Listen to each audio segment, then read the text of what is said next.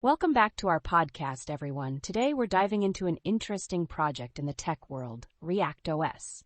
Have you heard of it? Absolutely. reactos is an open-source effort to create an operating system compatible with Windows applications. That's pretty cool. So, it's like a Windows alternative, but without all the licensing issues, right? Exactly.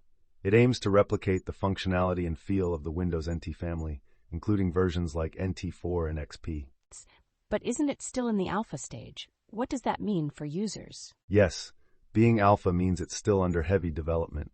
Users should be cautious as it might have bugs or even data corruption risks. Wow, that's a big deal. So it's not recommended for daily use, especially on critical systems, right? Exactly. It's best to test it on a virtual machine or a separate computer without important data. And how do people even get started with reactos? Is the installation process complicated? Not too complicated.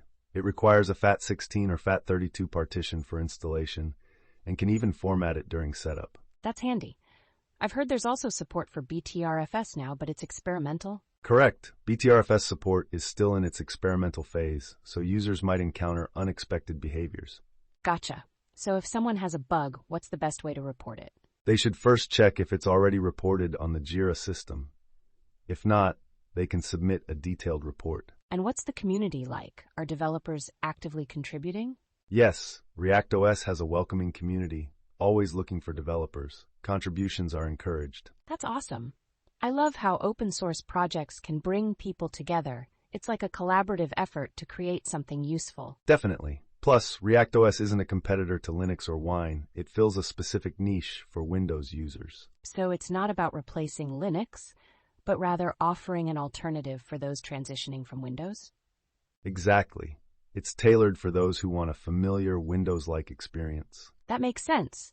Before we wrap up, what's one key takeaway you'd share about reactos? Remember, it's still in alpha, so proceed with caution, but it's an exciting project worth keeping an eye on. Great advice. Thanks for sharing your insights about reactos. It sounds like a fascinating journey ahead. Thanks for having me. It's always great to talk about innovations in technology.